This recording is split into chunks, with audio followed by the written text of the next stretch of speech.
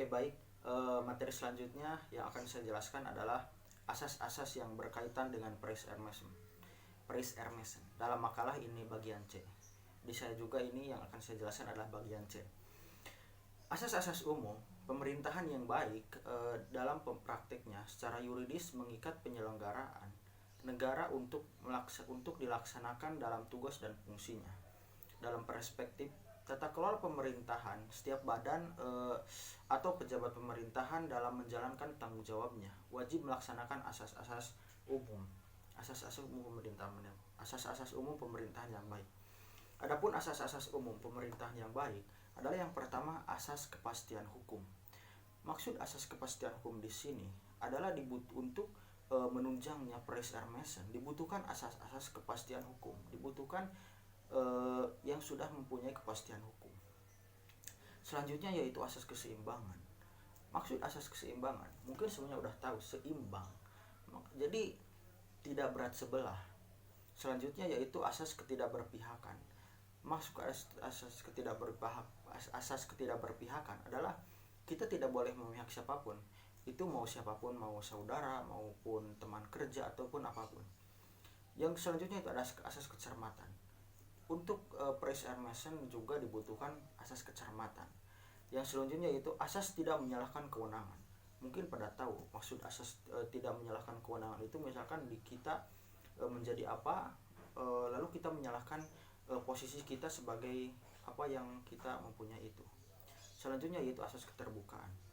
Maksud asas keterbukaan di sini jadi tidak tertutup. Jadi kita harus terbuka secara luas, terbuka secara umum.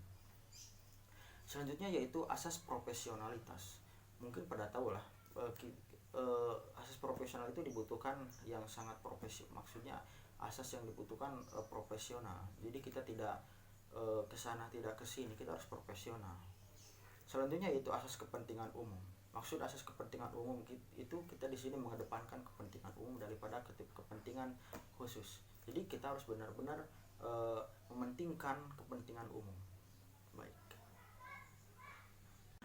Yang kedua, kelebihan dan kekurangan dalam penggunaan prinsip Frey Hermeson. Ada beberapa manfaat atau aspek kelebihan dalam penggunaan prinsip Frey Hermeson atau kebebasan bertindak oleh pejabat pemerintah, yaitu diantaranya yang pertama, kebijakan pemerintah yang bersifat emergensi terkait hajat hidup orang banyak dapat segera diputuskan atau diberlakukan oleh pemerintah meskipun masih debatable secara yuridis atau bahkan terjadi kekosongan hukum sama sekali. Kedua, badan atau pejabat pemerintah tidak terjebak pada formalisme hukum dengan asumsi bahwa tidak ada kekosongan hukum bagi setiap kebijakan publik atau policy sepanjang berkaitan dengan kepentingan umum dan masyarakat luas. Ketiga, sifat dan roda pemerintahan menjadi makin fleksibel sehingga sektor pelayanan publik semakin hidup dan pembangunan bagi peningkatan kesejahteraan rakyat menjadi tidak statis, alias tetap dinamis seiring dengan dinamika masyarakat dan perkembangan zaman. Memang harus diakui apabila tidak digunakan secara cermat dan hati-hati, maka penerapan Frey Hermeson ini rawan menjadi konflik struktural yang berkepanjangan antara penguasa versus masyarakat.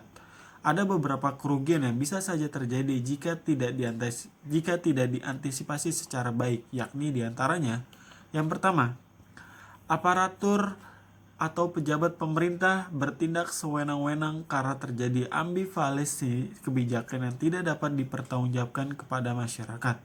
Yang kedua, sektor pelayanan publik menjadi terganggu atau malah makin buruk akibat kebijakan yang tidak populer dan non-responsif diambil oleh pejabat atau aparatur pemerintah yang berwenang. Yang ketiga, sektor pembangunan justru menjadi terhambat akibat sejumlah kebijakan atau polisi, pejabat, atau aparatur pemerintah yang kontraproduktif dengan keinginan rakyat atau para pelaku pembangunan lainnya.